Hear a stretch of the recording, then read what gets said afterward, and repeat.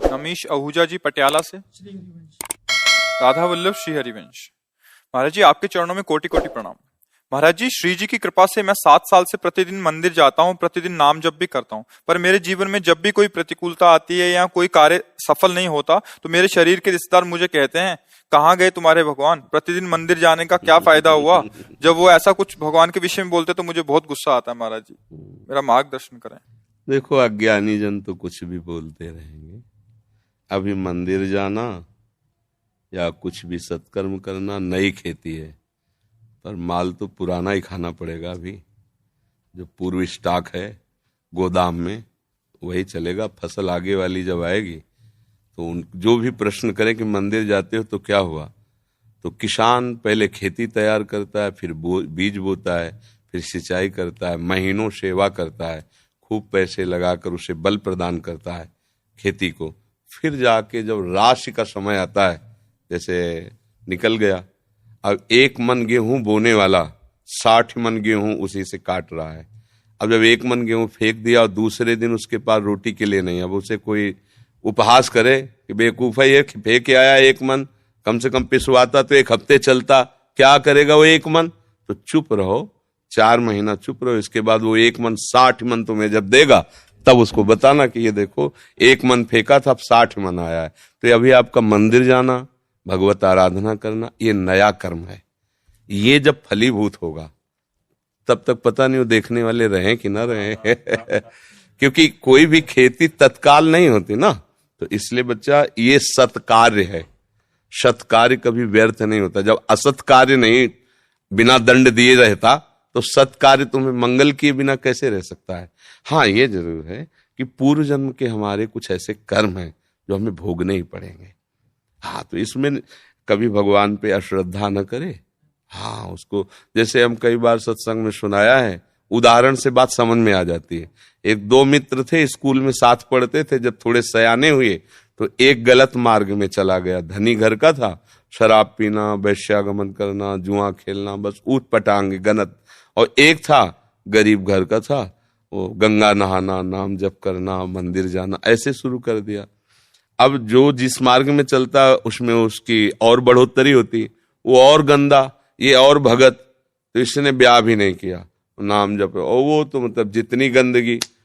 एक दिन दोनों मित्रों की मिलान हो रही थी, वो उधर से आ रहा था और ये इधर गंगा नहा के नाम जप करते हुए जा रहे थे। तो जे देखा मित्र से इतना बड़ा खजूर काटा होता ना, इतना बड़ा काटा पार कर गया।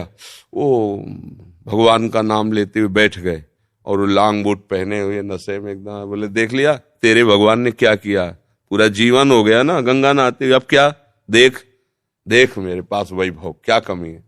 लोग जहां जाते हैं 4 लोग आओ बैठते हैं, मौज मस्ती, कहते थे हमारे साथ रहे, मौज मस्ती में रहेगा। अब इतना कह के तो चला गया। 4 कदम बढ़ने पर उसको एक अटैची मिली जिसमें हीरे थे। लौट के फिर आए, बोले, देख रहे तेरे कांटा लगाओ मेरे हीरे। अब तो उसका विश्वास नष्ट हो गया कि यार मतलब वास्तविक कुछ रहे, सब गंगा नहाना है, सब चला गया। इतने में जब किसी का विश्वास टूटता है तो भगवान उसको, जैसे आपको यहां भेज दिया, या भगवान स्वयं समझा देंगे, क्योंकि विश्वास भगवान पे किया ना तो वही समझा, ये ड्यूटी है उनकी, वो समझा देते। कोई ऐसा शास्त्र पढ़वा देंगे, कोई प्रवचन सुनवा देंगे, अच्छा ऐसा आपके या अंदर ही विवेक जागृत, ये उनके हाथ का बात है, वो क्या करते हैं। भगवान एक ब्राह्मण के रूप में वयोवृद्ध तपस्वी, अरे बेटा तुम्हारे कांटा लग गया क्या, राम राम। बोले, नाम मत लो, पूरा जीवन हो गया नाम लेते हुए, हमको क्या मिला। वो हमारा मित्र है, शराब पीता, व्यभिचार करता, नाना प्रकार के, और देखो उसे अटैची में, यहाँ भोजन की व्यवस्था नहीं, पूरा जीवन हो गए। बोले, पहले कांटा निकाल लेने दो। भगवान थे, सर से कोई पीड़ा नहीं। कहा, बेटा तुम देखना चाहते हो कि उसको ऐसा क्यों है, तुम्हें ऐसा क्यों है।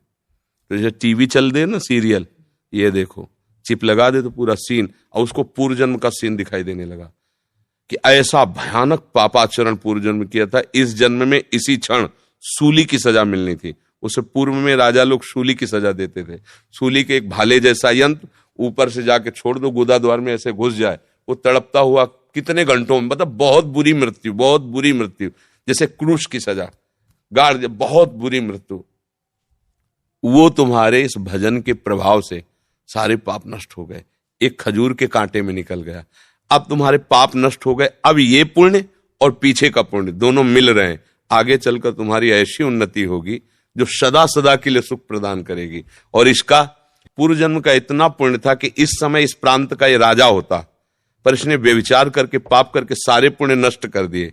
अब इसको जो एक अटैची में हीरे जवाहरात मिले खाली, बस समाप्त उसका पुण्य। इसको जहां भोगेगा तहां पूर्व का पाप और अभी का पाप जब मिलेगा तो ऐसे ब्लास्ट होगा कि देखने लायक नहीं रहेगा ये। अब उसको विश्वास हुआ कि हाँ ये बात, बोले तो कभी हम नहीं छोड़ेंगे भजन। बोले हाँ, भजन व्यर्थ नहीं होता। वर्तमान में देखा जाता है कि सत्य से चलने वाला, भजन करने वाला दुखी हो सकता है, और गंदा आचरण करने वाला बढ़िया पर ध्यान रखना, वो बढ़िया तब तक है जब उसका पूर्व का पुण्य चल रहा है। जहां वो खत्म हुआ फिर देख लेना क्या बढ़िया है। हमने कई बार सत्संग में भी बताया कि एक पूर्वाश्रम में जब हम थे तो वहां आते थे ठाकुर राघवेंद्र सिंह, थे भी ऐसे ही एकदम 20 आदमी राइफल लिए उनके पीछे चले, जब जैसा मन है जिसको जूते से पिटवा दिया, जिसकी माई बहन की तरफ गंदी दृष्टि उठवा लिया। और उनका भाई सुरेंद्र राक्षस समझो, ये मतलब कोई कथा नहीं कह रहे, घटना, हसिया से काट देता था, बड़े बड़ों को चीर। और बड़े बड़े अधिकारी वो जमींदार उनके यहां मतलब महल बना हुआ, आज भी महल बना हुआ है उनका।